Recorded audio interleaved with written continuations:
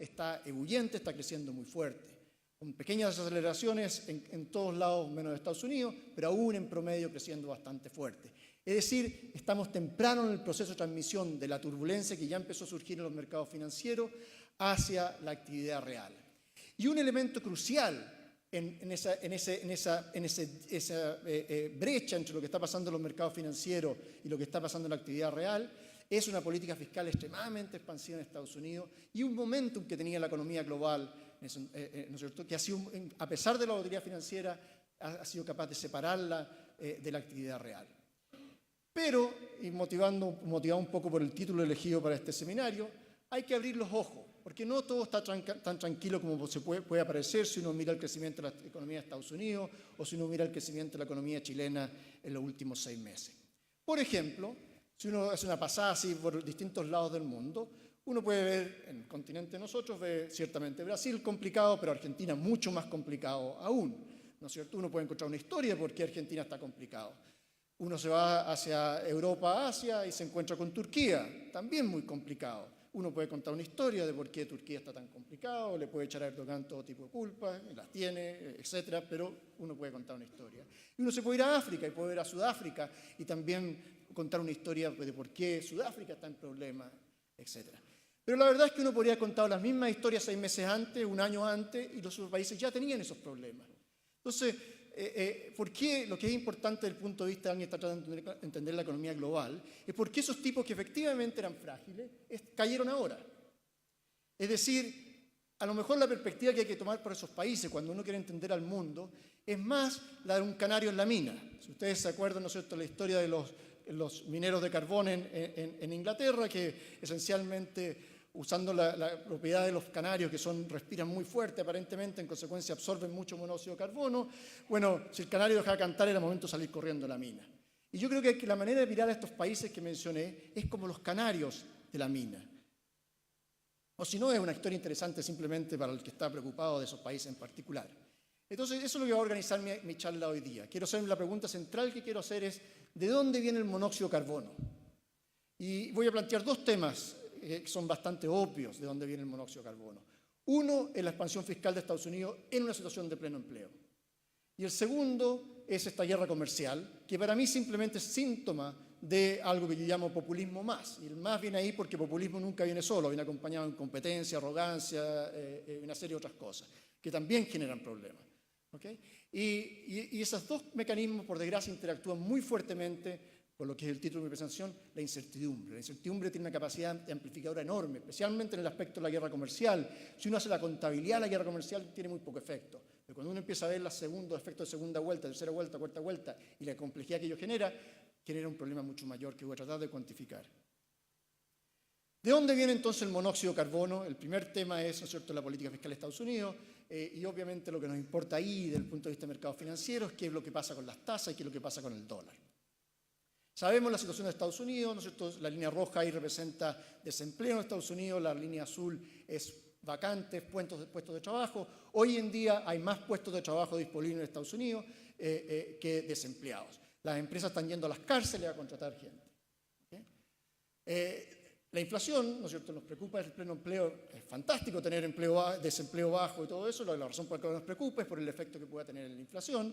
La inflación hoy en día en Estados Unidos está alrededor del objetivo de la Reserva Federal, alrededor del 2%.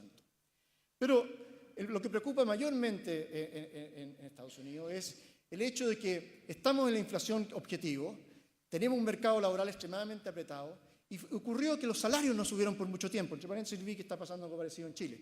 Los salarios no subieron por mucho tiempo, a pesar de que el mercado laboral estaba repuntando fuertemente. Un gran misterio, se habla del final de la curva de Phillips, una serie de cosas de ese tipo. Bueno, hemos empezado a ver un repunte de los salarios. Ustedes lo ven al final, que ya empezaron a repuntar. Entonces ahora hay gran temor, porque decimos, estamos en el objetivo de 2%, el mercado financiero está muy apretado y ahora finalmente empiezan a subir los salarios. ¿Por qué se preocupa la gente de la subida de los salarios? No es que sea malo, ojalá que sigan los salarios. Es porque eso se traduce a precios, precios se traduce a inflación, eso se traduce a tasas. ¿No es cierto? Y si eso pasa muy rápido, pueden subir las tasas muy rápidamente. Yo por ese sentido, de aquí hasta la última buena noticia, yo por ese lado no estoy tan preocupado. No estoy tan preocupado porque hay una característica bien especial de este ciclo económico en Estados Unidos, que es que los márgenes de utilidades han subido muy fuertemente en las empresas americanas. Parte de eso es un fenómeno estructural. Venían subiendo desde hace mucho tiempo, esencialmente porque hay empresas muy grandes, han crecido mucho, poder monopsón y cosas de ese tipo. Pero durante el último ciclo económico los márgenes subieron fuertemente, y eso es lo que no sé si lo pueden ver, yo apenas lo veo de acá. Hay una línea, ¿cierto?, que muestra que los márgenes de utilidad de las empresas subieron muy fuertemente. Es decir, la razón por la cual la inflación se recuperó ante los salarios esencialmente es porque justamente eso fue absorbido por un mayor margen de utilidad. Hay parte de la razón por la cual los mercados accionarios están tan altos es porque ese margen de utilidad subió muy fuertemente. Parte de eso es estructural, pero parte de eso es evidentemente cíclico. Es decir, hay espacio todavía en la economía americana para que suban los salarios fuertemente sin que eso se traduzca a precio inmediatamente. Tenemos un espacio ahí. Por eso no me preocupa tanto. En fin, las tasas, ustedes ven la tasa roja y la tasa roja es la tasa política monetaria de Estados Unidos, ha ido subiendo, pero ha subido de una forma gradual. Esa tasa, ese ritmo de subida de tasa es algo que el mundo puede absorber sin ningún problema. La preocupación es de que esto se tenga que acelerar muy fuertemente porque se nos escapó la inflación, producto de una inflación de costos esencialmente. Ese es el problema. También muestro ahí la línea azul, que es la tasa de interés larga, y lo que está abajo es como la razón de las dos, que muestra otro tema de preocupación, al menos en el mundo financiero, es que la curva de tasas se ha ido aplanando fuertemente. ¿No es cierto? Las tasas largas no han subido tanto como las tasas cortas. La gente lo usa con una serie de correlaciones que creo no tienen nada que ver con la realidad, pero en fin, ese es tema a lo mejor para preguntas, respuestas. Pero en fin, voy a mostrarlo porque voy a volver a un tema de ese tipo después. ¿Cuándo fue la otra vez que vimos una situación similar? Es decir, que las tasas empezaron a subir en el corto plazo, pero las tasas largas no se ajustaban.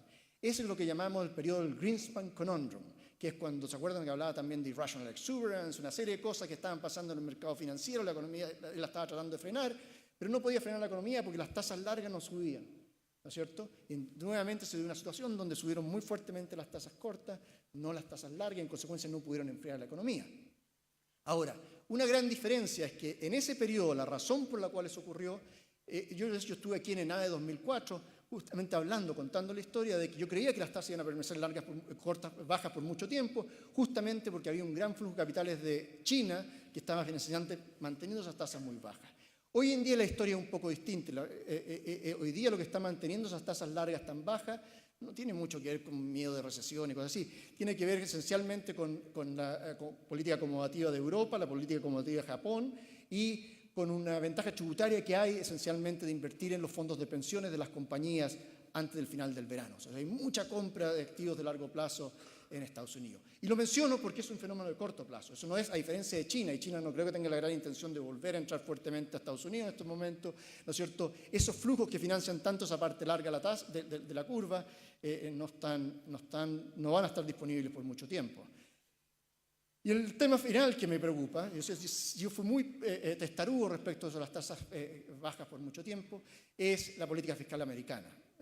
Hubo una reforma, las tasas corporativas se cortaron fuertemente, otras también. Creo que eso tenía sentido. Lo que no tenía ningún sentido es generar un déficit fiscal como consecuencia de cortada de tasas. En consecuencia ahora, y vamos a empezar a ver muy fuerte desde este mes, de hecho, de las próximas semanas, va a haber una gran emisión de deuda del Tesoro americano también en este mercado. O sea, estamos viendo en una economía de pleno empleo un montón de presión adicional por el lado del gasto, exceso de gasto, y además en el mercado directo de tasas.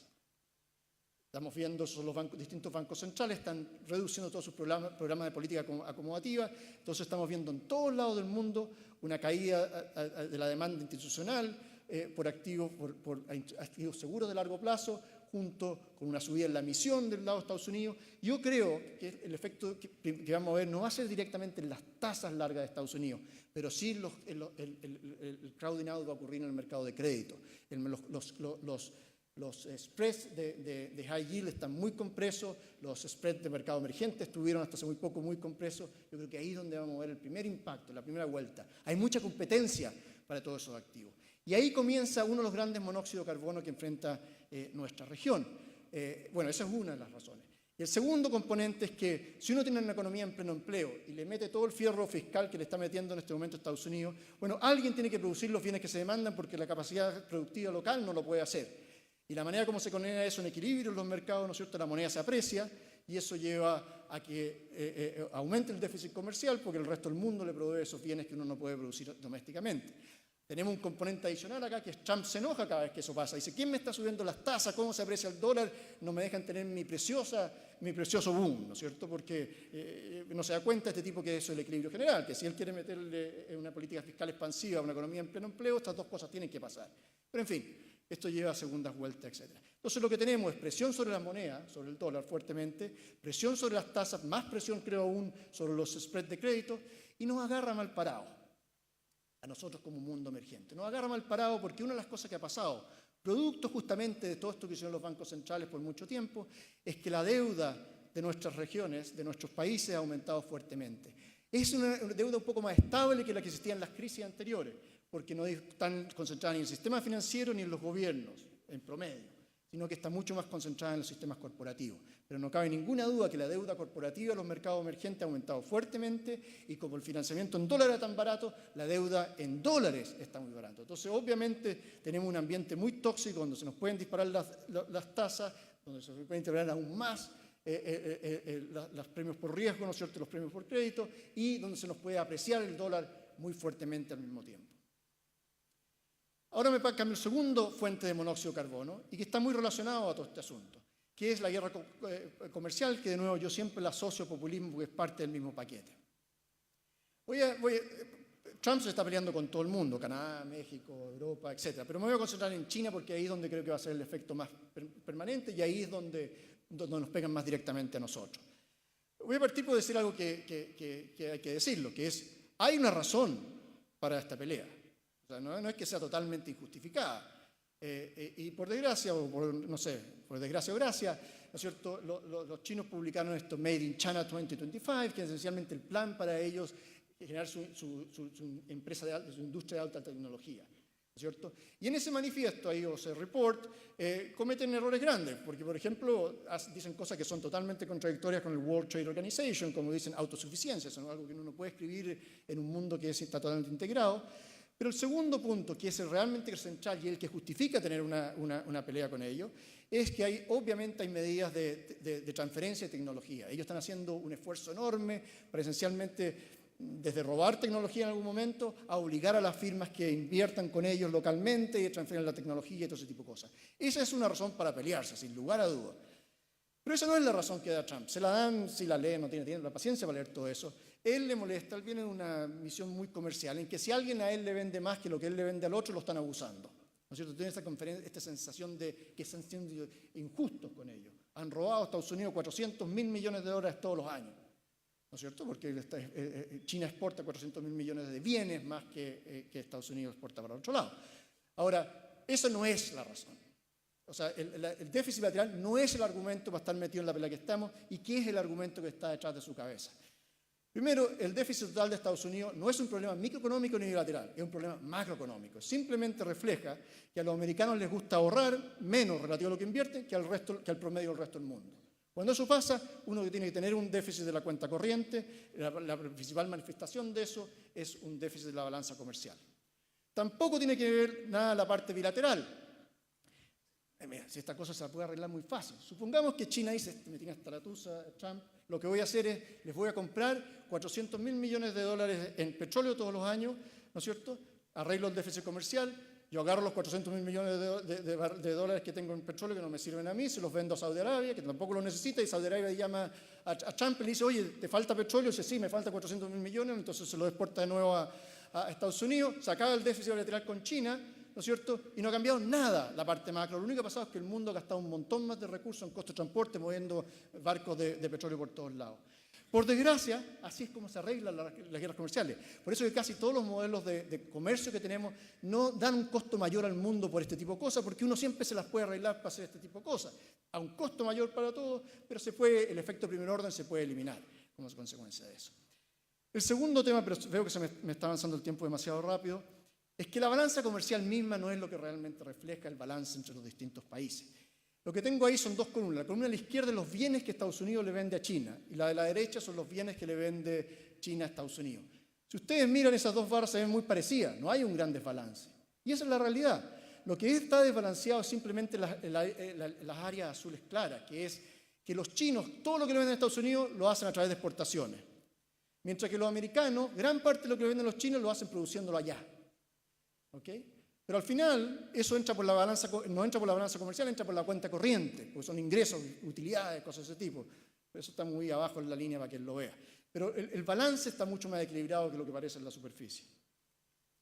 El otro punto que quiero hacer, y voy a moverme un poco más rápido, es que hoy en día las redes internacionales son extremadamente complejas. Hay mucha información en ese gráfico, pero miren la primer set de columnas y el que le ha hecho que la barra gris esté más alta, simplemente dice que hoy en día las exportaciones de Estados Unidos tienen un gran componente de importaciones. Es decir, alrededor del 40% de las exportaciones que hace Estados Unidos, el valor agregado no ha sido producido en Estados Unidos. O sea, hoy día cuando uno penaliza los bienes importados de un país, le puede estar pegando los mismos de uno. De hecho, uno de los que más reclaman en Estados Unidos por guerra comercial son las compañías automotrices de Estados Unidos, que eran las que se suponían que iban a ser beneficiadas por todo este asunto, porque gran parte de sus insumos y cosas vienen de esta cadena. De hecho, cuando uno mira el comercio entre México y Estados Unidos, gran parte de las exportaciones de Estados Unidos realmente, o de las ventas de autos en Estados Unidos, han sido producidas con insumos en México y viceversa. O sea, una pelea con México es un desastre para las compañías automotrices americanas. Mala idea. En fin. Hasta ahora, la verdad es que hemos tenido mucho ruido, pocas nueces. La cantidad de tweets y cosas que hemos visto con medidas de amenazas son enormes, pero lo que ha realmente pasado es muy chico. O sea, hay mucha gente que dice, pero esta cosa de comercio no tiene ni cabeza porque son unas pocas chauchas en el contexto del comercio internacional. Y eso es cierto. Pero lo que es interesante, y esa es la macroeconomía, la esencia de la macroeconomía. La esencia de la macroeconomía como campo de investigación es cómo explicar que shocks que son chicos se transforman en cosas enormemente grandes. Eso es macroeconomía, lo otro es suma de microeconomía, que no es lo mismo que macroeconomía. Y eso ya lo estamos viendo fuertemente, se lo mencionó Francisco al principio, ¿no es cierto? China ha tenido un impacto enorme en China.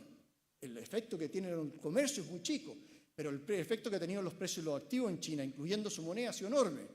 Y a la pasada, ¿no es cierto?, ha tenido un efecto muy fuerte, eso es la parte que se ve al final en la figura ahí, ha tenido un efecto muy fuerte sobre el precio de los commodities, y ahí nos llegó. ¿No es cierto? Ahí nos llegó a través de los precios commodities. Una cosa que es muy chica, generó a través de la anticipación de todo este tipo de cosas, un efecto muy fuerte sobre los commodities, un efecto muy fuerte sobre China, un efecto muy fuerte sobre la moneda de China y un efecto muy fuerte sobre las monedas de nosotros. ¿Okay? Lo que empieza a sumar a esa cosa tan tóxica que teníamos arriba, tenemos mucha deuda corporativa en dólares y ahora tenemos otra fuente adicional de apreciación del dólar, pero es más específica, es apreciación del dólar respecto a las monedas de mercado emergente. Lo otro es la presión del dólar respecto a todas las monedas del mundo. Esto respecto a la presión del dólar del mercado emergente. Ahora, como dije, esto es un problema mucho más allá, para mí, de la guerra comercial. Es un problema de populismo. Entonces, lo que mostraste hasta ahora es cómo le va a pegar al mundo emergente si es que el mundo desarrollado no le pasa nada. Pero yo creo que al mundo desarrollado también le va a pasar algo. Lo que pasa es que se demora más el asunto en verse. Como siempre pasa con los populistas. Los populistas generalmente, como gastan mucho, uno tiene un feroz boom inicialmente. El problema viene después, ¿no es cierto? Ahora, Trump es el más simbólico, el más naranjo, todas estas cosas, pero el problema está en otros lados. Brexit, Italia, en todo el mundo desarrollado tenemos estos problemas. Y eventualmente pasan la cuenta. Lo que tengo ahí es una figura del impacto que tuvo el Brexit en Inglaterra. Es cierto que hubo mucho alarmismo ante el voto del Brexit y la economía no se desplomó de un segundo a otro, ¿no es cierto? Y eso causó un poco de confusión. Pero con el paso del tiempo, la línea roja de Inglaterra, respecto a otros países, sí se ha notado. Claramente, hoy en día, con el paso del tiempo, el efecto Brexit se ve muy claramente. Comparaciones con países específicos que tenía ahí no dicen demasiado. Lo que se usa mucho hoy en día es crear países sintéticos. Es decir, uno construye un país, como el país que quiere analizar, basado en una combinación convexa de muchos otros países, lo que más se parecen hasta antes del evento. Entonces, lo que ustedes ven ahí al principio es lo que se llama el fantasma de Inglaterra, es decir, la línea roja, hay una línea roja y una línea azul.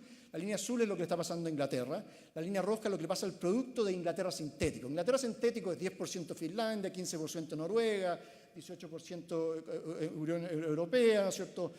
Menos 3% China, una cosa así. Pero se crea una cosa sintética que ustedes no pueden diferenciar antes del evento. Eso es lo que hace el sintético. La economía sintética se comporta exactamente como Inglaterra hasta que ocurre el evento de Brexit.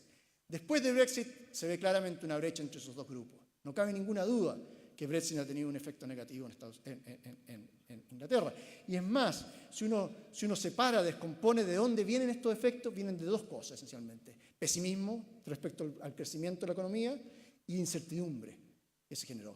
Y es más, uno puede notar que en los primeros 6, 7, 8 meses lo que domina todo es la incertidumbre. Y después viene el efecto de la expectativa de crecimiento a largo plazo. No voy a explicar el gráfico, ese gráfico dice lo que acabo de decir. ¿Okay? Pero es 50 y 50, incertidumbre, bajada de crecimiento, expectativa de crecimiento. Lo que domina la parte de adelante es el aumento en incertidumbre.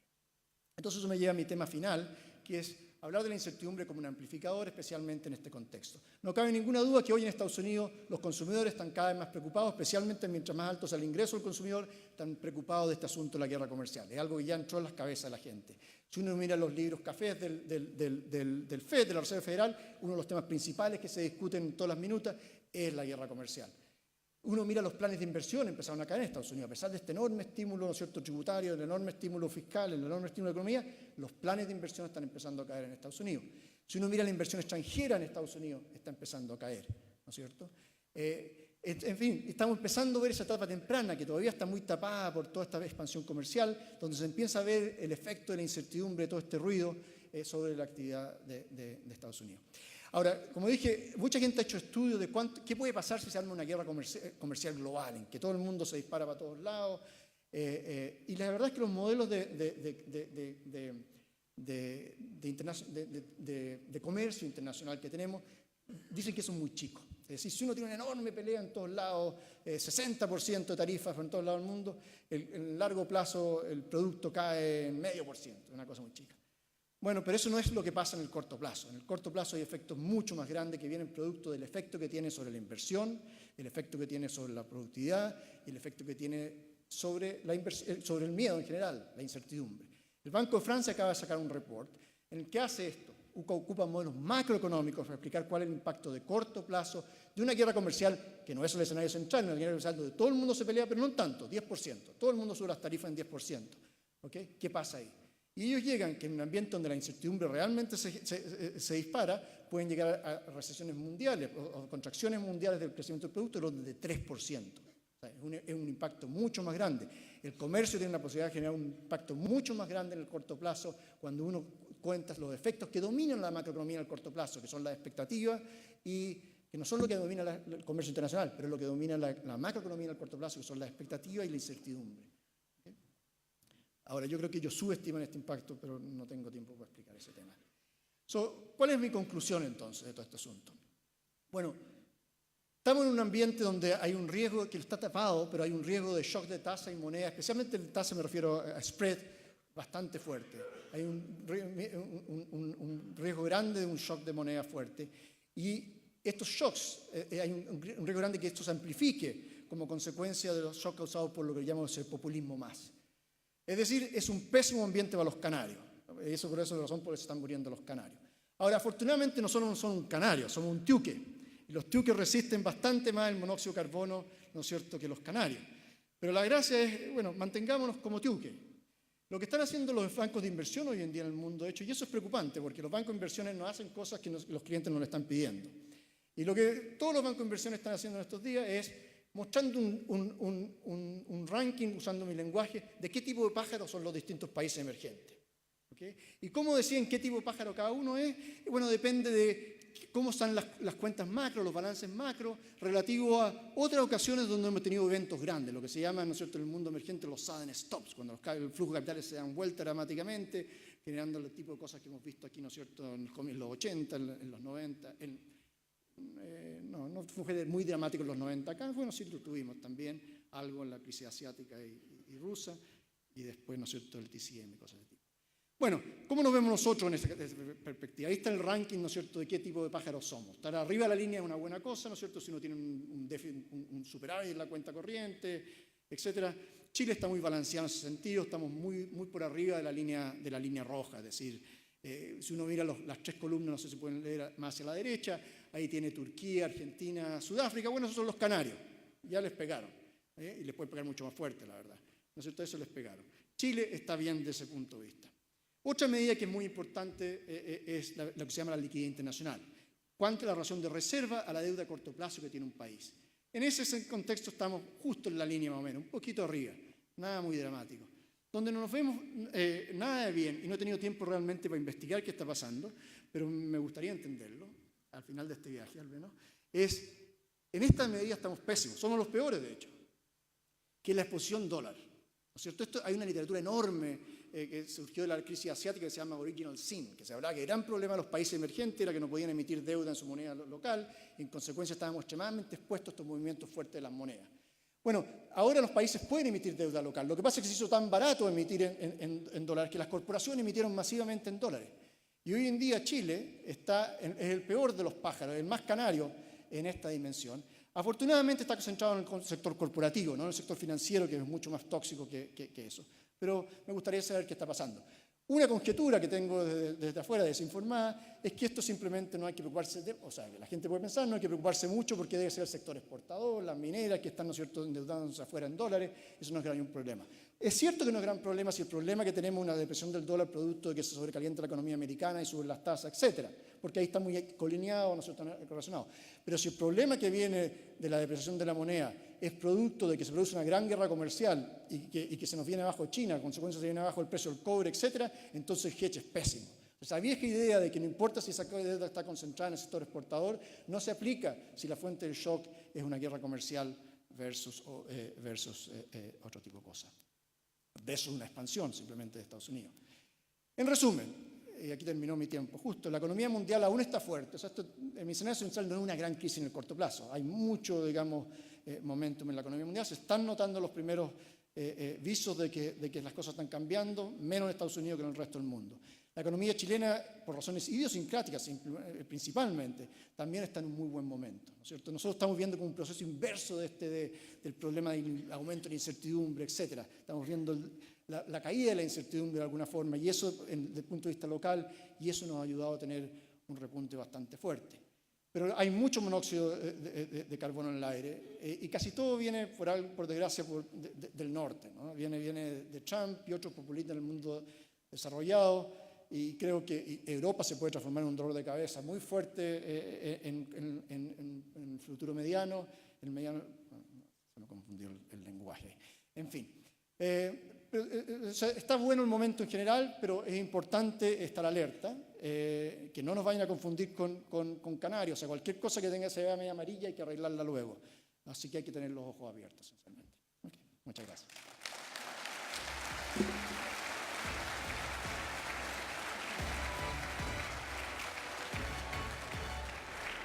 Agradecemos a Ricardo por su presentación. Muchísimas gracias por cumplir el tiempo también que hemos asignado para estas presentaciones. Recuerden que posterior a eso y a la presentación de Felipe vamos a tener aquí un panel con preguntas y estupendas respuestas también.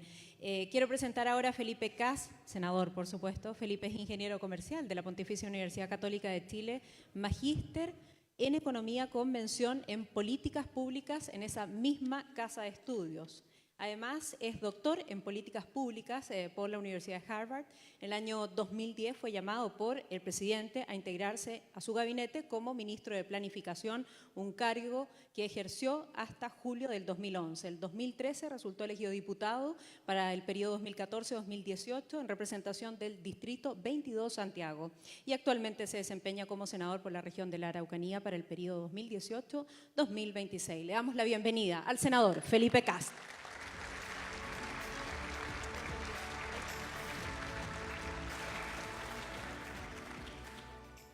Bueno, muy buenos días. Gracias por la invitación. Un honor también compartir contigo, Soledad, contigo, Ricardo, uno de los economistas más prestigiosos que tenemos en nuestro país. Yo quisiera llevarlos de la macro, de lo internacional, a que tengamos un análisis de lo que nos pasa en nuestro querido Chile. Y como bien decía Ricardo, desgraciadamente o afortunadamente la política sí es relevante para la economía, para nuestras vidas. No sé si alguno de ustedes conoce esta pelea. Esta es probablemente uno de los knockouts más inesperados de la historia. Las apuestas eran 50-1 a favor de Fraser, quien le había ganado a Mohamed Ali. Resultó que en 2 asaltos lo botó 6 veces a la lona y Foreman fue campeón mundial. Paradójicamente, después Mohamed Ali recuperó el título en Kinshasa, poco tiempo después contra Foreman. ¿Por qué les cuento y por qué les hablo de box? Bueno, nuestro querido Chile, el jaguar de Latinoamérica, estaba muy tranquilo y sentíamos que teníamos todas las respuestas después de haber hecho una revolución económica importante en los años 70, 80. Tuvimos una revolución democrática muy positiva, tuvimos 2 ciclos muy positivos y resulta que cuando pensábamos que teníamos toda la respuesta, de pronto nos cambiaron las preguntas. Y muchos de los políticos quedamos como el emperador desnudo que va caminando, él piensa que andaba muy bien vestido y el niño lo apunta con el dedo y le dice, parece que va desnudo, y toda la ciudadanía se da cuenta que va desnudo. Y resulta que ocurrió que la izquierda, que no tenía mucho relato a esas alturas, se abrazó a esta idea de poder tomar esta nueva épica, volver a soñar en un país distinto, en un nuevo modelo, dejar de hacer lo mismo. Y nosotros, por lo menos el sector que yo represento, nos enfrentamos a esa disyuntiva que era muy profunda, muy política, muy ética, ofreciendo respuestas técnicas.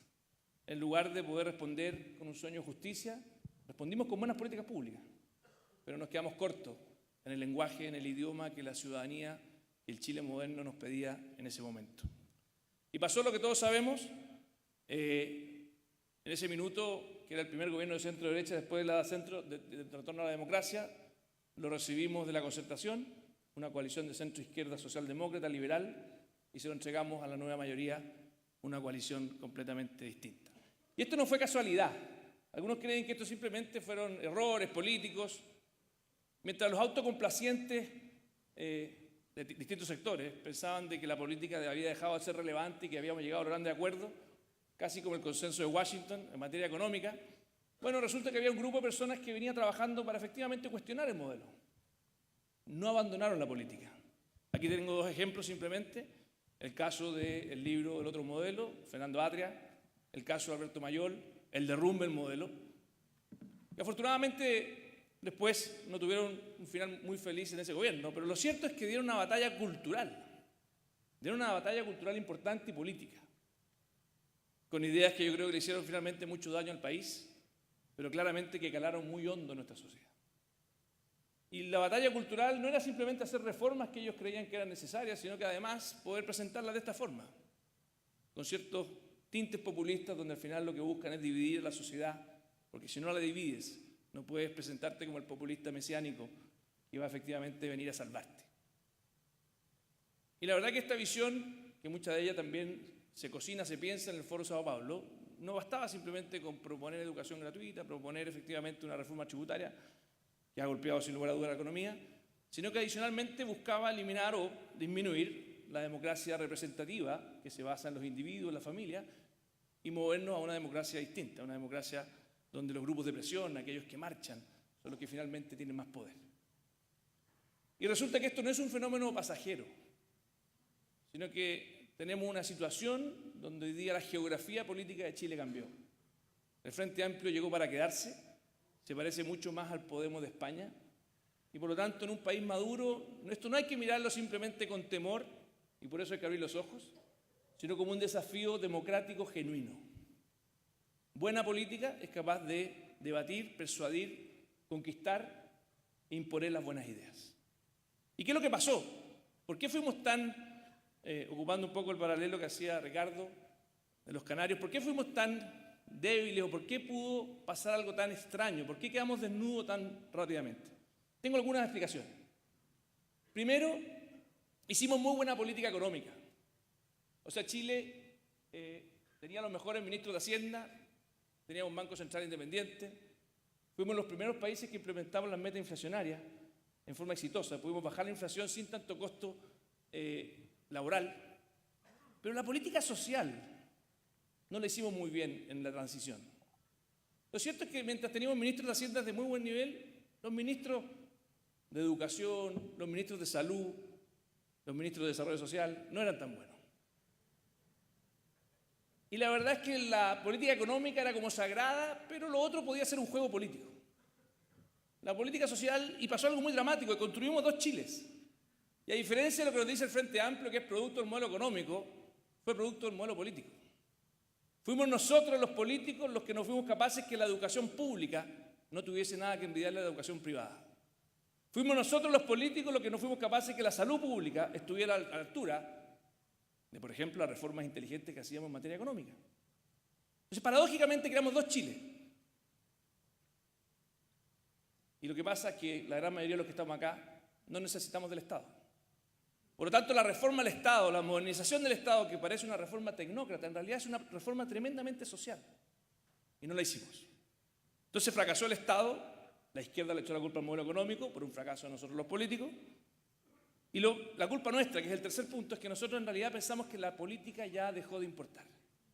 Estaba el binominal, podíamos jugar a la Acosta en vez de a la Bielsa, podíamos trancar la pelota, no nos iban a meter goles, mientras la economía funcionara bien, que el Estado funcionara más o menos, o que siguiéramos viviendo en una sociedad injusta, parece que a poco les importó. Y lo que pasa es que este es un fenómeno mundial, y hoy día vivimos una sociedad más polarizada, donde el populismo, las ideas distintas, extremas, no son simplemente algo local chileno, y el populismo desgraciadamente no solamente tampoco es de una corriente política. Por lo mismo tenemos que tener cuidado con los populismos de izquierda, con los populismos de derecha, con todos ellos. Y es re fácil desatar pasiones, y tal vez alguno de ustedes es susceptible a las pasiones que vemos en Twitter, de estas miradas extremistas, mesiánicas, como si que aplicando modelos extremos finalmente lográramos llegar muy lejos. Lo cierto es que son atajos muy peligrosos, muy rentables en el corto plazo, no muy rentables en el largo plazo. Pasó todo lo que sabemos que pasó, finalmente la izquierda se dividió, tuvimos muy buen candidato, con mucha fuerza, con mucho coraje y con un muy buen primer gobierno. La nueva mayoría, la izquierda fue dividida con el Frente Amplio, tuvimos una coalición como Chile Vamos y ocurrió lo que ya sabemos. Hace pocos meses atrás, Sebastián Piñera volvió a ser presidente. Y existe hoy día un riesgo de que volvamos al pasado y pensamos de que simplemente falta poner el piloto automático, falta volver a la época de la transición, de los tiempos de la concertación, de los tiempos de Sebastián Piñera I, y que todo va a estar bien. Yo les quiero decir que eso no va a ocurrir. Que Chile cambió y que tenemos que mirar el futuro con un poco más de ambición. Y por lo tanto, el desafío, por lo menos para los que somos liberales, y creemos que este es un país maravilloso, que tenemos que cuidar y seguir soñando, la pregunta relevante es qué sueño le vamos a proponer a Chile desde nuestras ideas de la libertad.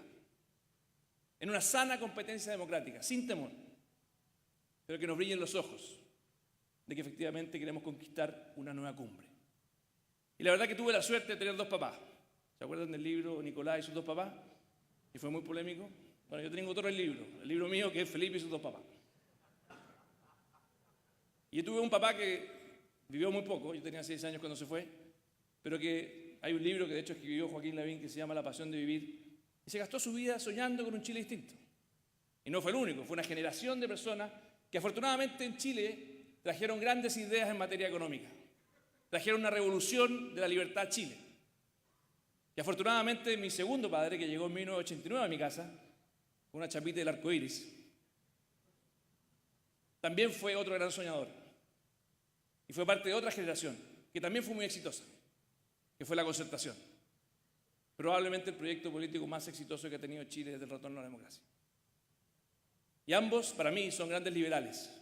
Uno que luchó con mucha fuerza la libertad económica y también por superar la pobreza. Otro que luchó con mucha fuerza por recuperar la democracia, las libertades civiles y adicionalmente para poder modernizar el Estado. Una causa en la cual sigue trabajando. De hecho, fue convocado paradójicamente por el gobierno y por el Partido Socialista para ayudarlo a pensar en la reforma del Estado. Además, Javier tuvo el mérito de llegar a nuestra casa con 5 hijos, una viuda, así que también mi reconocimiento a Javier por habernos aguantado todos estos años a estos 5 hijos que no hemos sido fácil. Entonces la pregunta relevante, ¿y por qué les nombro a estos dos personajes? No es tanto porque quiera hacer referencia a mi propia historia, sino porque creo que esas dos generaciones, la generación del gremialismo, si ustedes quieren, y la generación de la concertación, le trajeron a Chile grandes beneficios. Ambos con pecados. Primero sabemos la dolorosa, profunda violación a los derechos humanos que ocurrió en Chile en dictadura y que desgraciadamente muchos guardaron silencio.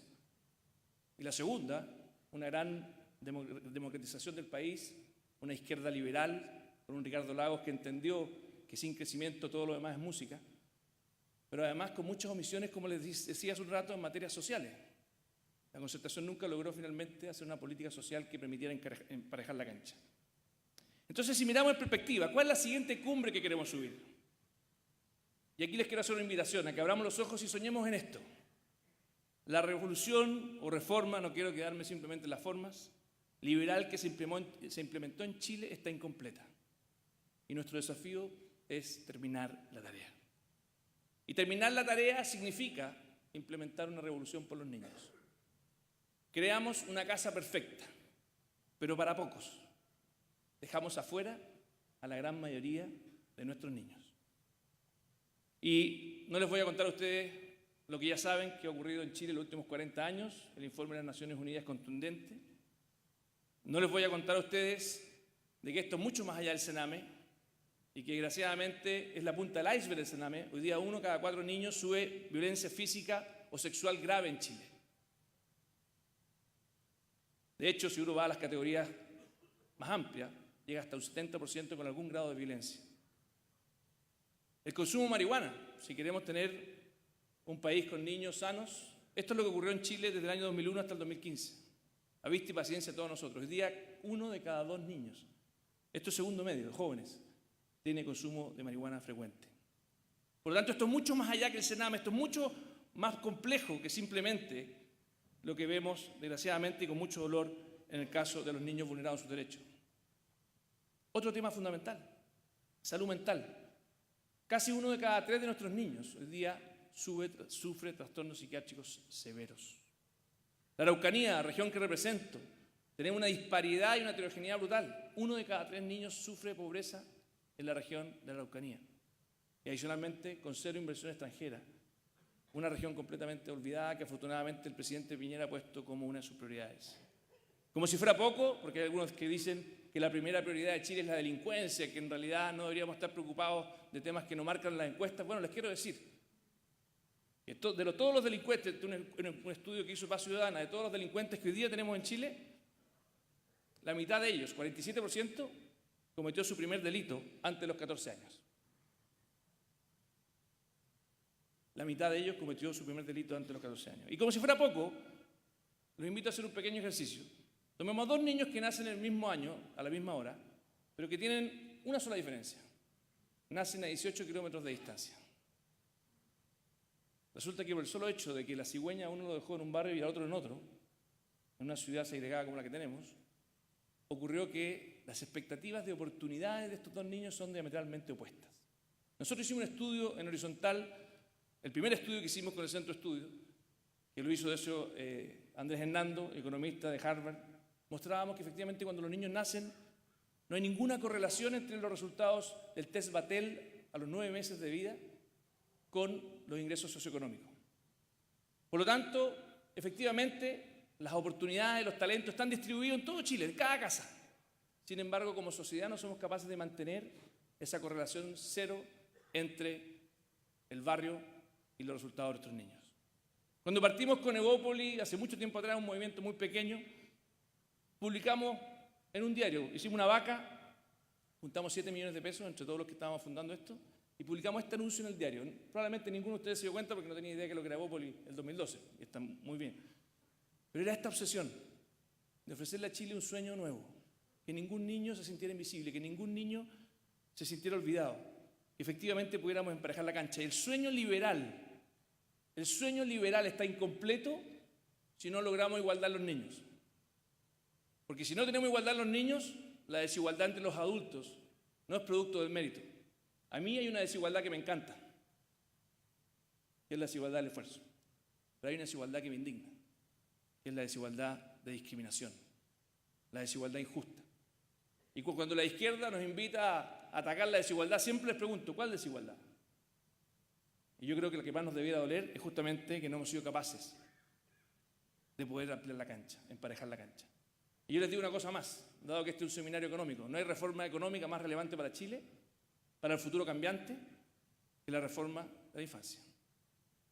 Ustedes mismos en sus empresas necesitan poder elegir entre talentos mucho más variados, mucho más diversos. Estamos eligiendo entre pocos.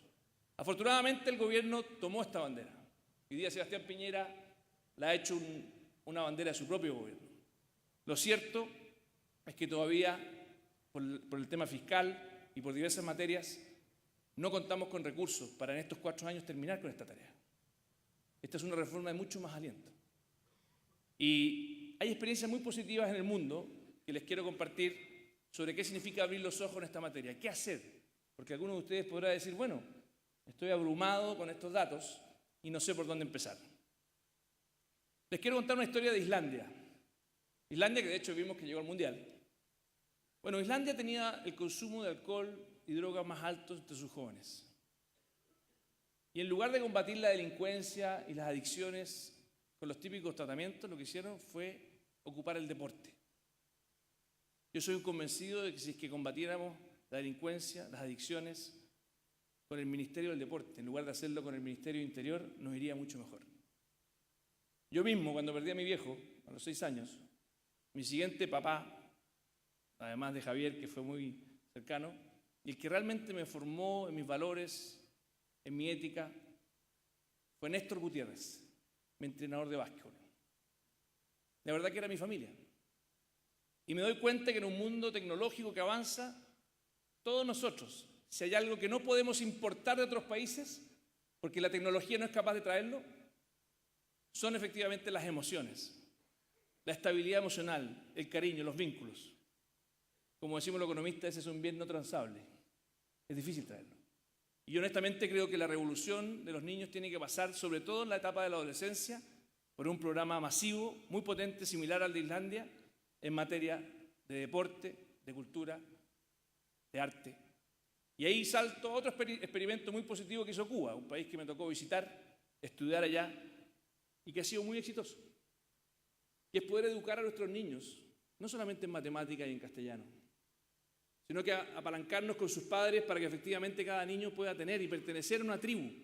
Somos animales colectivos que necesitamos sentir que el cableado de nuestro cerebro está bien hecho. No solamente nutricionalmente, sino que también en su estimulación, para poder ser flexibles a un mundo que no conocemos. Hoy día me preocupa mucho menos el CIMSE que el cableado neuronal, emocional de cada uno de nuestros niños.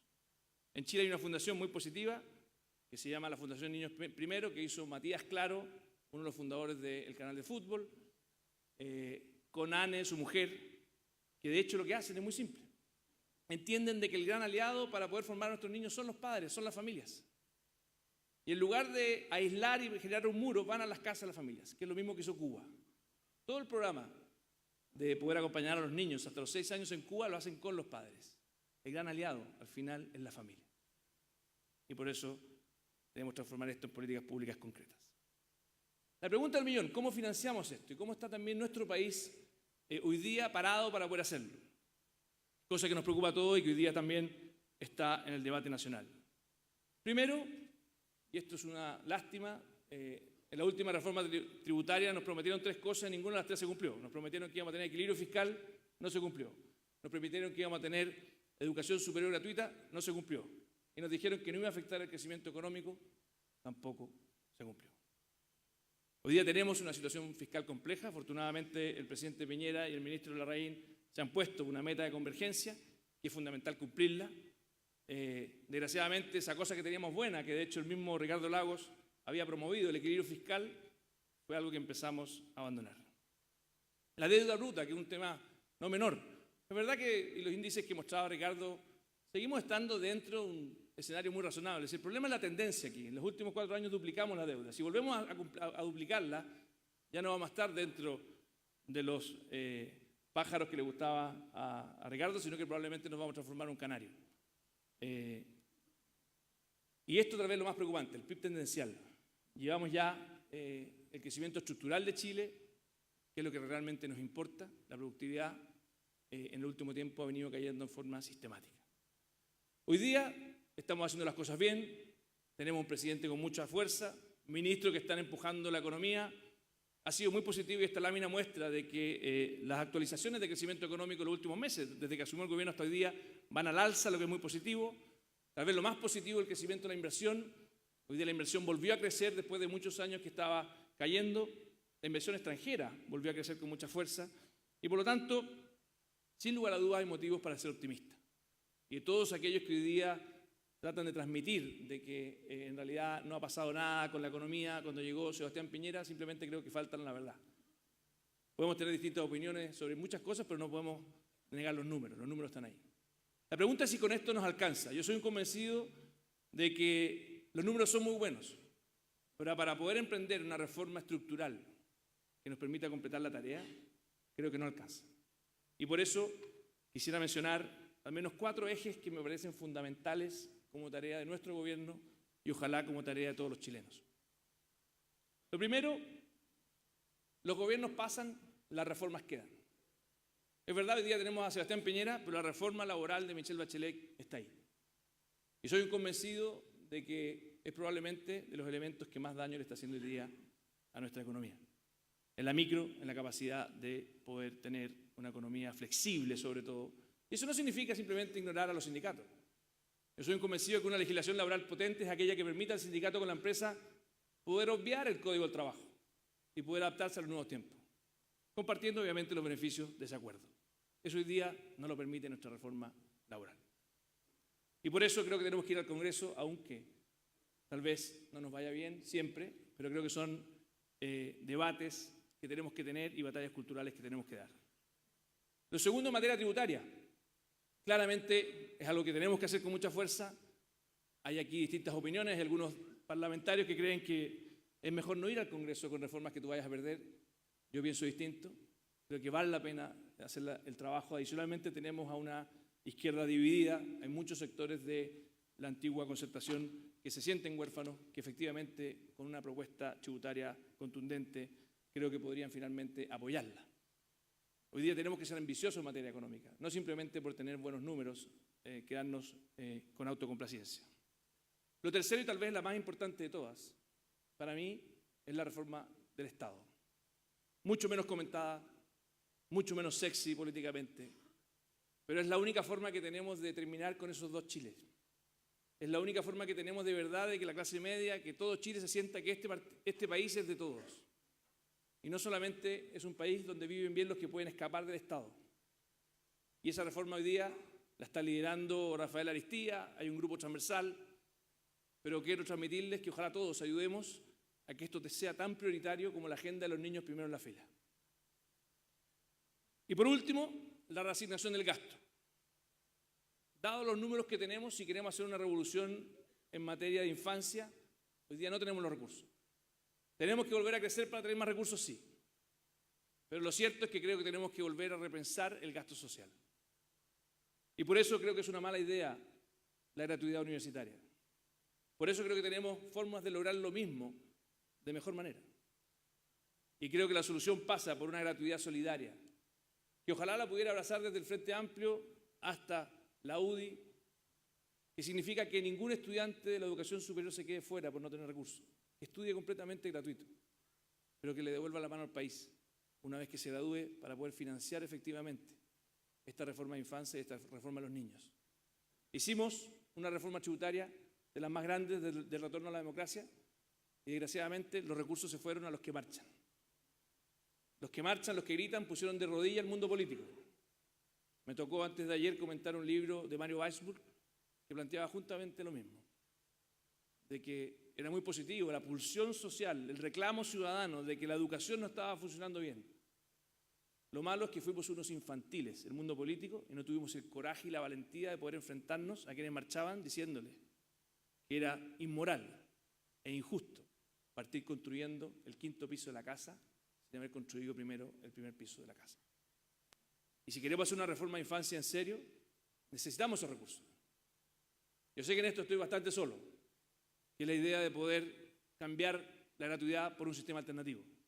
Pero si lo logramos, creo que podríamos liberar los suficientes recursos como para poder emprender esta nueva revolución de la libertad, que es poner a los niños primero en la fila. Y quiero terminar, pensaba que me iba a demorar un poco más, afortunadamente estaba bien los tiempos, con un video que quiero que escuchen muy bien, que dura 2 minutos, de un doctor argentino que está tratando de implementar en Argentina lo que hizo el doctor Monkever en Chile con el tema nutricional en CONEM. Los dejo con el doctor Abel Albino. Y le dijo a uno, la pobreza es consecuencia de la mala distribución de la riqueza. Yo distribuyo riqueza y termina la pobreza. Eso no es cierto, porque si yo distribuyo riqueza entre esta gente sin educación, mañana siguen tan pobres como hoy. Y la pobreza es consecuencia del subdesarrollo. Si yo empleo todo el potencial de desarrollo, por chorreo llega a las clases inferiores, tampoco es cierto, porque ningún desarrollo es posible cuando existen ejércitos de niños débiles mentales por desnutrición.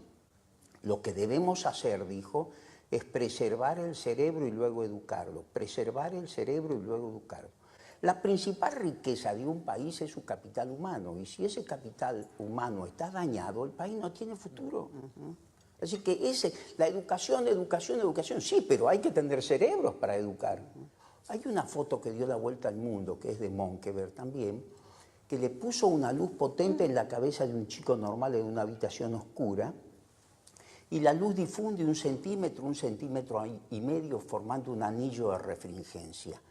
Y después le puso esa luz potente en la cabeza de un niño desnutrido y se encendió como un foco porque es pura agua. Ese chico no va a poder educarse. Aprenden a sumar o a restar, nunca multiplicar o dividir, nunca entenderá el teorema de Pitágoras y jamás irá a la universidad. Y también dicen que la alimentación es muy importante, el primer año de vida. Alimentación y estimulación. Un trago de leche y un beso. La lactancia materna. La lactancia materna es fundamental. Claro. Un trago de leche y un beso. Y un beso. Un gran país se hace con miles de niños leyendo, pero para leer y escribir hay que tener cerebros. Esa es la clave del desarrollo. El cerebro. Y ese es el problema argentino, latinoamericano y el escándalo del mundo. Termino simplemente con esta frase. Ojalá que el siguiente sueño, la siguiente montaña que podamos subir, ya lo logramos con el doctor Monkeberg, hemos hecho cosas maravillosas como país. Ya logramos ese vaso de leche. Hoy día en Chile no existe la desnutrición infantil, pero nos falta el beso en la mejilla. Insisto, logramos el vaso de leche, nos falta el beso en la mejilla. Muchas gracias.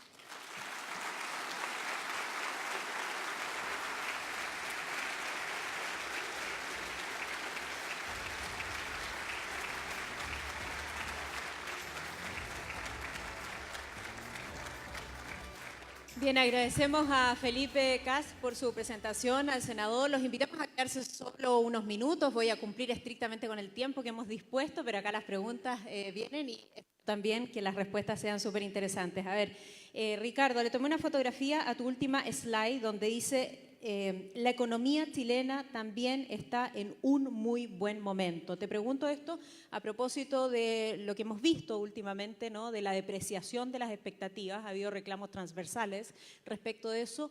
¿Tú sientes que la economía está en un buen momento? ¿No compartes el concepto de que nuestra economía se ha depreciado? No, la economía no se ha depreciado, lo que se ha depreciado son las expectativas. Las expectativas reaccionan en todos los ámbitos de la vida. ¿Usó este micrófono? Se escucha bien. Ya, siempre sobrereaccionan. Y yo siempre doy este ejemplo.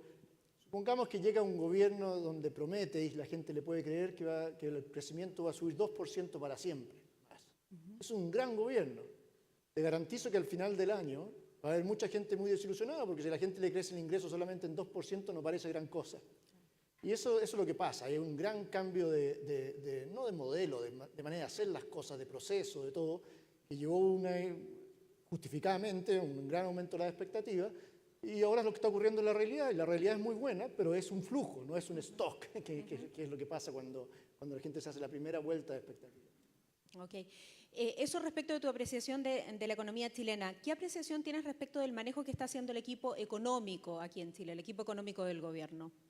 Sé que me has explicado que vives afuera, pero nosotros también queremos tu visión respecto de lo que está pasando aquí en nuestro país, entrando más en política económica. Bueno, yo no conozco el día a día de lo que han hecho ellos, pero estoy viendo estos resultados, digamos, y entonces infiero que han hecho bien el trabajo. Voy a almorzar con Felipe el viernes y me contará los detalles, pero de nuevo, juzgar por los resultados me parecen muy buenos. ¿Sí? ¿Y cuáles son a tu juicio las principales claves para impulsar aún más la economía chilena? Evitando que se transforme en un canario y reforzando además sus alas para que sea un pájaro mucho más fuerte que el que tú mencionabas ya. Bueno, obviamente debe haber mucho detalle. Tenemos una reforma tributaria que fue compleja y que hay que arreglarla. Tenemos una reforma del Estado. Tenemos muchas cosas por hacer por delante. Pero yo creo que los empresarios tienen un rol mucho más importante del que se atribuye. O sea, los estudiantes salen a la calle a pedir cosas y los empresarios salen a las conferencias y a los diarios a pedir cosas, digamos. Pero ellos tienen un rol muy importante y está bien que a través de comisiones técnicas, ¿no es cierto?, le expliquen al gobierno exactamente dónde están los cuellos de botella que van a ayudar a ese crecimiento. Pero ellos tienen que hacerlo. Gran parte del crecimiento en el mundo es producto de lo que hacen los empresarios, ¿no es cierto? Y para nosotros es muy importante que las reformas que hagamos sean para que los empresarios que tengamos y que queramos fomentar y subsidiar, etcétera, sean los Bill Gates, ¿no? No los Carlos Slim.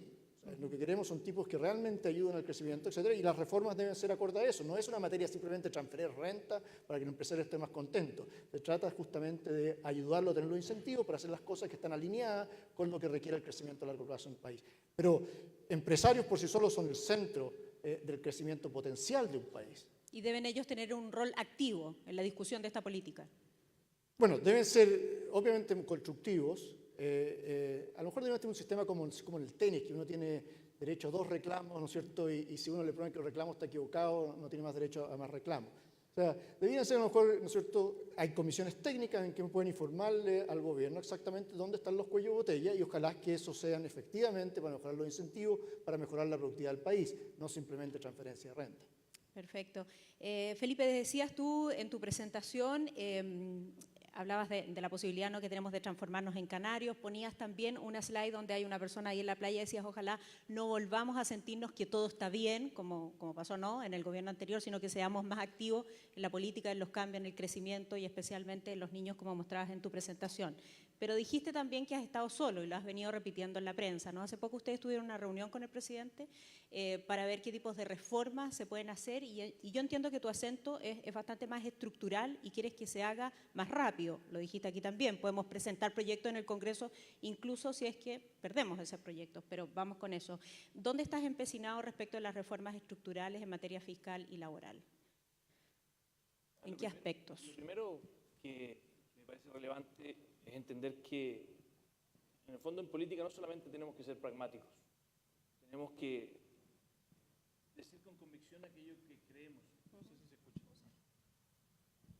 Tenemos que decir con convicción aquello que creemos que le hace bien al país y no caer en esa política pequeña de trinchera criticando a la oposición o a la nueva mayoría o al Frente Amplio por criticar.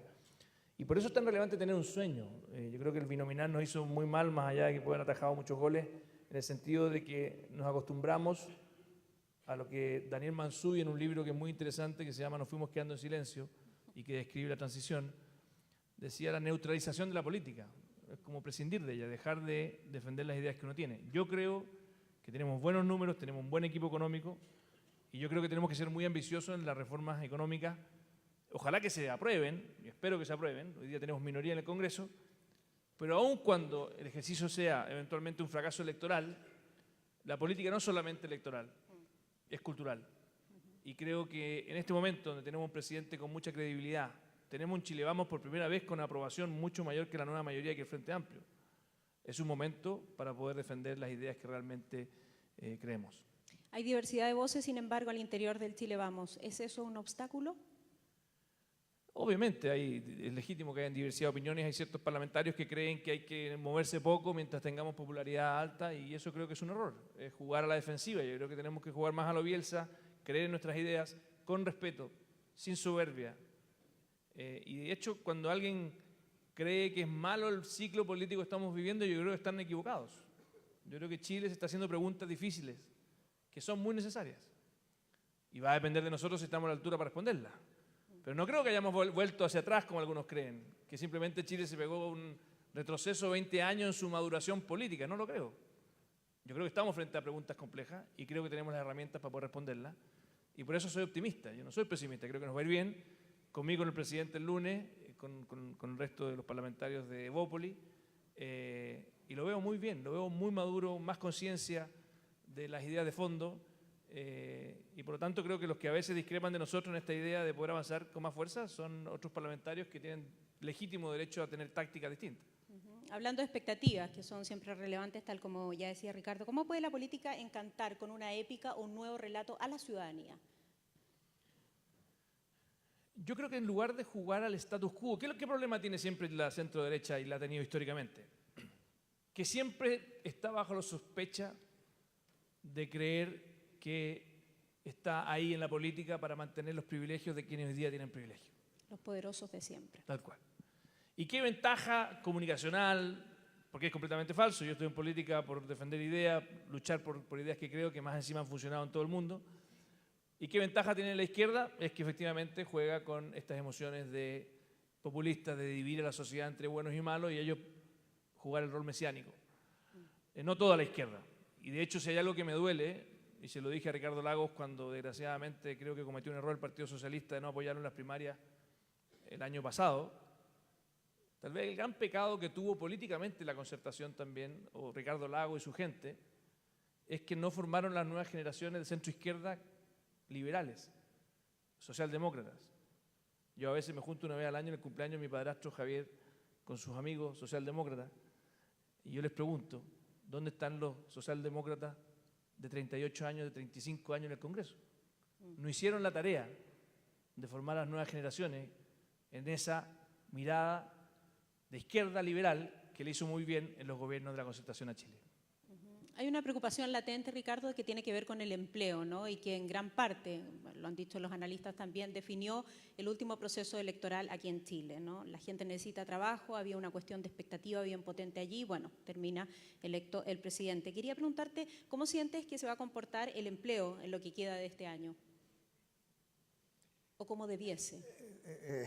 Son dos cosas bien distintas. En el mercado laboral tenemos una cosa compleja que viene mucho más de afuera, esencialmente, ¿no? Tenemos una situación donde, en el caso de Estados Unidos, que tiene un mercado laboral muy flexible, lo que estamos viendo es que no se ven salarios. O sea, el empleo no es el problema, pero los salarios les ha costado mucho recuperarse.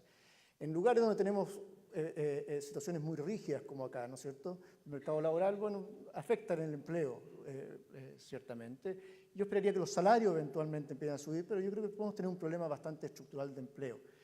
El gran problema de las reformas laborales, cuando son hechas con incentivos políticos más que de flexibilidad, es que el tema depende mucho cuáles son las alternativas que tiene a quien tú le estás sacando los recursos para transferírselo a otro. En el caso europeo, famoso, ¿no es cierto?, tradicional, en la época Mitterrand y antes, fue muy exitoso inicialmente, las reformas laborales que nosotros de alguna forma hemos copiado acá. Fue muy exitoso, porque el capital le costó mucho correrse, pero con el pasar del tiempo, la tecnología europea cambió comparada con la americana, se hizo mucho más intensiva en capital. Creo que en este momento en el mundo estamos pasando por una situación aún más compleja, hay un ciclo demográfico y que coincide con, ¿no es cierto?, economías muy avanzadas como Japón, donde la población está envejeciendo muy rápidamente y en consecuencia la robotización es extremadamente necesaria. Entonces hoy en día la oportunidad que tiene el capital, la alternativa que tiene el trabajo es muy fácil. En consecuencia el costo de tener un mal sistema laboral es mucho más alto. Es mucho más alto y se refleja mucho más rápidamente que en los años 80 en el empleo. Sospecho que Chile tiene algo de ese problema.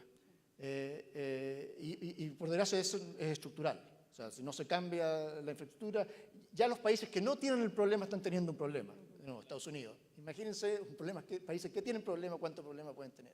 Debiésemos tener un mercado mucho más flexible. Sí, pero es cierto que se topa con ciertos otro tipo de cosas, ¿no es cierto? Necesidad de ingreso, requiere otro sistema de aporte.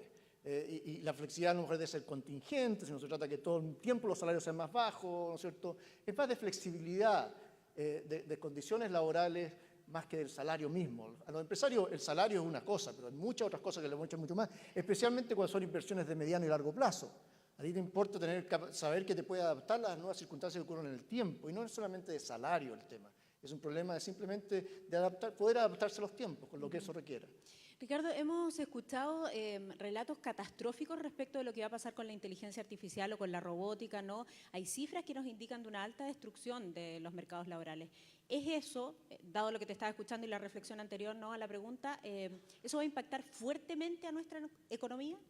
¿O a las economías latinas o a las economías emergentes? Bueno, esto está para quedarse, pero no es la primera vez que ocurre. Esto ha ocurrido, ¿cierto? Existe el concepto de ludistas, ¿no es cierto?, de gente que destruía las máquinas porque les quitaban los trabajos.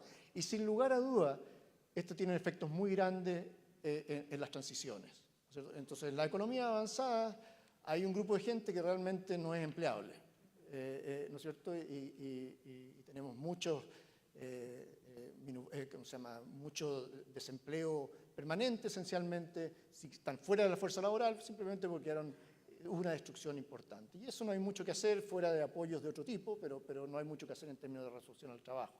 Eso está teniendo un impacto sin lugar a dudas. En la generación, a medida que pasa el tiempo, no tiene un impacto porque la gente se acomoda, la educación se acomoda, todo se acomoda, de manera que quedan incorporados. Pero hay ciertamente efectos transitorios. Ahora, nosotros no somos tan de avanzada como esos países. Sí. Y en consecuencia, tenemos márgenes mucho más grandes para ajustarse a esa transición. Pero sí enfatizo nuevamente el punto que hice anteriormente, es que eso depende de que aprovechemos lo que nos permite estar un poco más atrás, que es, ¿no es cierto?, nuestros costos son un poco más bajos, etcétera. Pero si ponemos un montón de obstáculos adicionales, digamos, perdemos esa ventaja y se acelera ese proceso de sustitución. Y una vez que ocurre, se queda permanente por mucho tiempo. Entonces, tenemos la capacidad de absorber eso sin que nos agarre la máquina de inteligencia artificial y la robotización, etcétera, demasiado rápido. Pero vamos a acelerar el proceso de adopción si es que le ponemos obstáculos en el camino. Ese es el margen de acción que tenemos.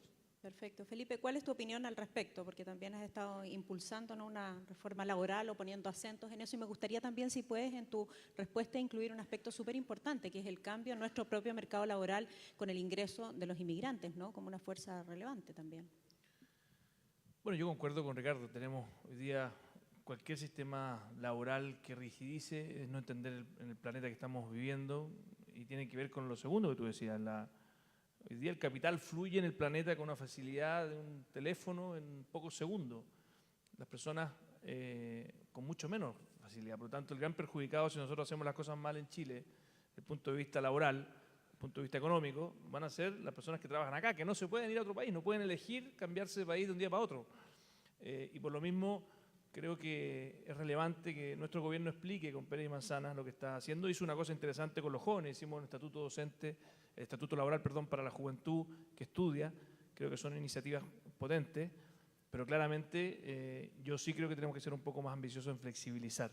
Y decirlo sin complejo. Hay muchas veces los políticos tratamos de decir, mire, queremos flexibilizar, pero en realidad eso va a significar que usted no pierda nada. No, claramente la flexibilización, como decía también Ricardo, tiene periodo de transición, pero tenemos que estar dispuestos a avanzar en esa línea si queremos adaptarnos en largo plazo. Y en materia de inmigrante, yo soy en general muy positivo con la migración que ha llegado a Chile. Creo mucho en la inmigración como un fenómeno que ayuda a los países. Adicionalmente, en Chile creo que nos hace bien no solamente por razones económicas, sino que también por razones culturales, de tener más diversidad. Sin embargo, creo que lo que ha hecho el gobierno de ordenar esta política migratoria es muy relevante. Yo iría mucho más lejos.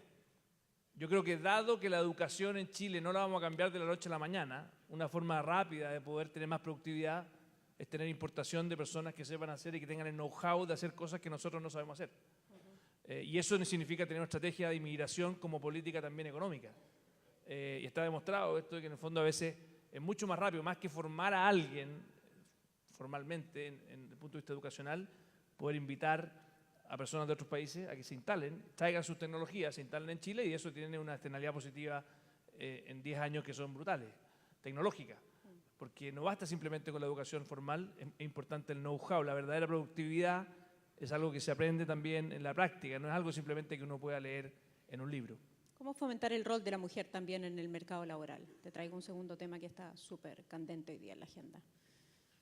Bueno, el día de ayer tuvimos un gran paso, afortunadamente. Se eliminó después de muchos discursos, de muchos años, o sea, se envió al Congreso, no se ha eliminado, así que una cosa que es bien curiosa, que hoy día tú cuando contratas a un hombre no tienes que pagarse la cuna, cuando contratas a una mujer el empleador tiene que pagarse la cuna, siendo que los hijos son de padre y madre, y eso es una discriminación brutal. El día de ayer se lanzó el presidente Piñera, y me tocó participar con él, esta idea de la sala cuna universal, que hay que tener cuidado, eso sí, es muy importante el concepto de terminar con la discriminación de la mujer, y yo lo aplaudo con mucha fuerza, pero tienen que ser salacunas de muy buen nivel, y eso lo conversábamos ayer con el presidente. De lo contrario, la literatura nos demuestra de que si tú simplemente sustituyes el cuidado en el hogar, sea cual sea, por una salacuna de mala calidad, donde simplemente los mandan a guardar, mientras la madre trabaja o el padre trabaja, ni siquiera es neutro. O sea, a diferencia de la educación escolar, donde si es mala calidad, los estudios muestran de que no hace daño, aquí es mucho peor que quedarse en la casa. Entonces hay que tener mucho cuidado que eso sea hecho de buena manera. Perfecto, me quedan las últimas preguntas. Ricardo, dada la exposición y a modo de resumen también, ¿cómo se recupera la confianza de los consumidores? ¿De los consumidores generalmente? Generalmente, ¿O dónde en Chile? y cómo lo ves también aquí en Chile. ¿Es cierto que los consumidores están deprimidos en Chile? Que Felipe lo diga. Ok. Es parte de un proceso, de nuevo. Expectativa e incertidumbre son las dos cosas que dominan todas las decisiones que tenemos en el ámbito económico.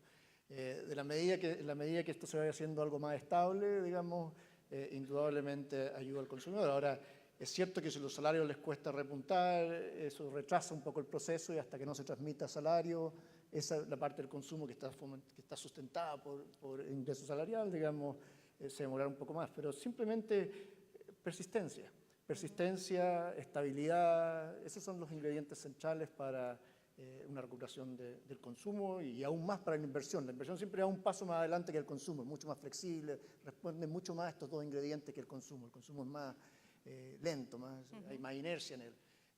O sea que ya el hecho de que la inversión esté repuntando es un buen lead indicator de que el consumo, las expectativas de consumo van a seguir en la misma dirección. Perfecto. Me suman una última pregunta más técnica para ti. Se habla de que viene una recesión en Estados Unidos, ¿no? En 18 a 24 meses, basándose en la curva de las tasas que se están aplanando. Tú tendiste, sin embargo, en la presentación a desestimarlo. ¿Por qué? Correlación versus causalidad y cosas así. Es cierto que históricamente las tasas se han aplanado en anticipación de recesión, pero eso viene principalmente de algo muy clásico, que lo que pasaba era típicamente que las economías se sobrecalentaban enormemente y en consecuencia tenían que subir las tasas muy fuertemente. Imagínate Volcker, muy fuertemente la inflación disparada, y si uno le creía que la política iba a ser exitosa, entonces era natural que las tasas se esperaran que cayeran en el futuro y eso producía el aplanamiento de las tasas. Pero en el periodo anterior, por ejemplo, el caso del Greenspan Conundrum, el aplanamiento de las tasas no tenía nada que ver con eso. Es cierto que hubo una recesión después, pero no tuvo nada que ver con esta política monetaria, tuvo que ver con otro problema, una crisis financiera, ¿no es cierto? Pero se produjo simplemente porque había un montón de flujo de capital del resto del mundo. En este momento, el aplanamiento de las tasas tiene que ver con cosas bien coyunturales, como mencioné, que es el hecho que las pensiones de las compañías es un momento muy propicio para poner los recursos ahí, porque uno agarra una tasa de 35% en vez de una más baja que viene en el futuro, y porque todavía hay mucha compra de bonos en los mercados, en el Banco Central Europeo y en el Banco de Japón. Eso está empezando a desaparecer, son cosas bien puntuales, pero es eso lo que está anclando la curva en el largo plazo. La política monetaria controla muy bien el corto plazo, pero ya en los últimos dos ciclos ha sido incapaz de decir mucho acerca del largo plazo. Esa es la razón. Eso no quiere decir que no tengamos una recesión en 2 años. Okay. La podemos tener igual, pero no creo no creo que los compradores de bonos tengan esta visión tan perfecta de la economía a 2 años. Bien, y cerramos con otra pregunta bastante técnica también para el senador Felipe Kast. La inventé yo. Felipe, tiene que ver con lo siguiente. En la presidencial anterior muchos dijeron y comentaron no es el momento presidencial de Felipe Kast. ¿Hay una preparación de una agenda para una potencial candidatura presidencial en el ciclo que viene? No mientas. No mientas, le dice Ricardo. No mientas. Me voy a confesar contigo, Ricardo. No. A ver, yo creo que uno siempre está trabajando, y está trabajando por un proyecto a largo plazo. Yo creo que eso es político, puesto al revés. Vivir la política pensando en una próxima candidatura presidencial es de loco y es deprimente y es angustiante, en el sentido de que al final del día no disfrutas el día a día. Yo a mí, y voy a hacer una confesión, el Congreso no es el lugar que más me apasiona. Vengo a la academia antes, un poquito más tranquilo, después me tocó ser ministro, pero lo que sí me apasiona es el debate de las ideas, la labor que hacemos con Horizontal. Hoy día estoy a cargo dentro del partido de la formación de nuevos cuadros, de poder entrar a las universidades con nuestras ideas, que las tenemos completamente abandonadas. O sea, de 43 federaciones de estudiantes, hoy día hay 2 federaciones de estudiantes en todo Chile que piensan como nosotros. Como nosotros me refiero a como mi partido, no como ustedes, pero en el fondo realmente es deprimente cómo hemos abandonado la política. Y por lo tanto, ¿vendrá una candidatura presidencial? Puede ser. No quiero caer en la mentira de decirte que no, pero hoy día lo que nos preocupa es que nuestro emprendimiento, que es un partido político que tiene un centro de estudio, se proyecta a 20 años como un partido que defendió ideas consistentes en el tiempo, que ustedes pueden decir lo que dijeron en el año 2012, lo traen al 2018 y hay una connecting the dots hacia atrás, que no es populista, que está dispuesto a dar la batalla contra el populismo. Y honestamente, y ahí me gustaría yo preguntarle a Ricardo, no sé si puedo hacer una pregunta, Sole. Sí, claro. ¿Cuál cree él que es el rol de la política? Y que lo conversábamos un poco el otro día, y yo creo que es relevante. En el sentido, a veces discutimos mucho economía y nos damos cuenta de que la política es un elemento dentro, cuando ponía volatilidad, que es lo que amplificaba muchas veces, tiene que ver con eso. Y yo espero soy convencido de que hoy día el país que tenemos, gracias a la buena política que hicieron muchas personas en el pasado, y en ese sentido soy el más humilde de reconocer, y me lo decía el padre Felipe Berrío, me acuerdo cuando íbamos a construir Media Agua en un techo para Chile, yo tenía 18 años, y me decía, Chile tiene una gran clase política. Yo creo que la clase política a rato se ha deteriorado y tenemos que volver a prestigiarla, creo que es un elemento fundamental, y por lo tanto, volviendo a tu pregunta original, el tiempo dirá, yo pertenezco a un partido donde hay procedimiento, claro. Este no es un proyecto personal, es un proyecto colectivo y eventualmente si me animo y tengo que conversar con mi mujer honestamente, que tampoco es tan fácil, también pasará por los procedimientos internos del partido de elegir a quien quieran competir. Lo que sí te puedo decir es que Bópoli va a competir las próximas primarias de todas maneras. Sí, de todas maneras. ¿Quieres responder sobre la importancia de la política para cerrar el foro? Zapatero tus zapatos, pero no, pero quiero decir más acerca de Zapatero tus zapatos. Yo creo que, o sea, no hay que confundirse. Los técnicos, yo me considero un técnico, tenemos la misión de responder de la mejor forma posible una inquietud que no es la que nosotros planteamos. La inquietud la deben plantear los políticos, el rol crucial de la política. La política es la sensibilidad, ¿no es cierto?, del país, en lo que debe capturar las emociones, las necesidades del país, y los técnicos, esa no es la misión. Los técnicos es hacerlo de la forma más eficiente posible. Para mí la gran crítica al gobierno anterior no es la falla de haber capturado la sensibilidad, los problemas de la calle, etcétera. Es haberle dejado a la calle resolver los problemas. Lo que tú requieres ahí, los técnicos. Entonces, hay un rol para cada uno y somos extremadamente complementarios. Los técnicos, captando esa sensibilidad, son bastante malos. Por eso nos necesitamos los dos. Claro, pero es necesario ese complemento para el desarrollo y el progreso del país. Ha sido un foro muy interesante, ¿o no? Sí, estuvo todo muy entretenido. Un fuerte aplauso, por favor, para Ricardo Caballero y para Felipe Kast. Les quiero agradecer que nos hayan acompañado también y agradecerles a todos ustedes por su presencia esta mañana. Muchas gracias. Abre los ojos, mira a tu alrededor. La sociedad cambió y el mundo también. Despertemos a esta nueva realidad y asumamos los desafíos del mañana. Hoy, el economista Ricardo Caballero y el senador Felipe Kast nos entregan su visión en esta nueva versión del Seminario Económico Security. Súmate a esta conversación utilizando el hashtag CES2018. Construir el Chile que queremos depende de todos. Grupo Security. ¿Quieres? Puedes.